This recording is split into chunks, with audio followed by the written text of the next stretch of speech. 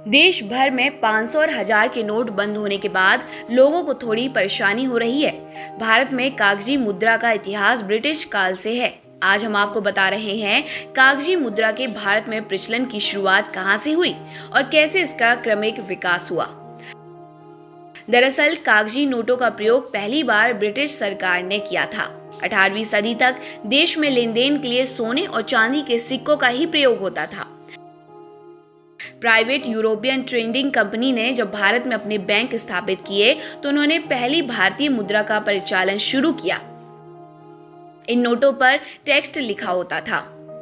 Private European trading company ने जब भारत में अपने बैंक स्थापित किए तो उन्होंने पहली भारतीय मुद्रा का परिचालन शुरू किया। इन नोटों पर टेक्स्ट लिखा होता था। ब्रिटिश कंपनियों ने जैसे ही बंगाल, बॉम्बे और मद्रास में अपना कब्जा मजबूत किया, उन्होंने प्रेसिडेंसी बैंक्स की स्थापना करना शुरू कर दिया, जिसकी शुरुआत बैंक ऑफ बंगाल से हुई। इसने कागजी मुद्रा को लोगों में अधिक लोकप्रिय कर दिया।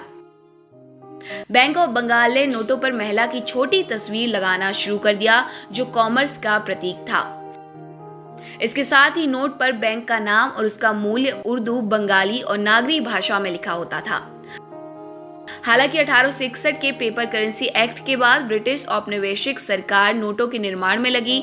उसी ने उस पेपर करेंसी की शुरुआत की जिसे आज हम जानते हैं। नया कानून जेम्स विल्सन के दिमाग की उपज थी, जो भारत में ब्रिटिश को सलाह देने वाली भारत परिषद के फाइनेंस मेंबर थे। उन्होंने 1843 में इकोनॉमिस्ट अखबार की स्थापना की और वह स्टैंडर्ड चार्टर्ड बैंक के संस्थापक निदेशक भी थे। विक्टोरिया पोर्टेज श्रृंखला की नोट पहली कागजी मुद्रा थी जिसे सरकार ने आधिकारिक तौर पर लॉन्च किया था। ये नोट 10 रुपए, 20 रुपए, 50 रुपए, 100 रुपए और 1000 रुपए के मूल्य वर्ग में उपलब्ध थे। नोट 2 भाषाओं में उपलब्ध कराए गए थे और उस पर क्वीन की तस्वीर होती थी। जैसे जैसे भारत और ब्रिटिश प्रभाव बाद के वर्षों में बढ़ता गया, भारत में नोटों की शैली विकसित होती गई।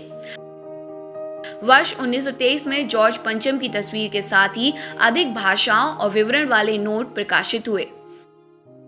इन सभी नोटों को बैंक ऑफ इंग्लैंड द्वारा मुद्रित किया जाता था। भारत की पहली मुद्रा प्रिंटिंग प्रेस 1928 में नासिक में स्थापित की गई। इसके 4 साल बाद भारत में चलने वाले सभी नोटों को मुद्रित करने लगे। सन 1935 में भारत के पैसे के प्रबंधन की जिम्मेदारी नवस्थापित भारतीय रिजर्व बैंक को सौंप दी गई। सब्सक्राइब करें हमारे चैनल देश ऑनलाइन पल्स ऑफ पीपल और बेल आइकन को क्लिक करना ना भूलें ताकि आप अपडेट रहे हमारे नई वीडियो से।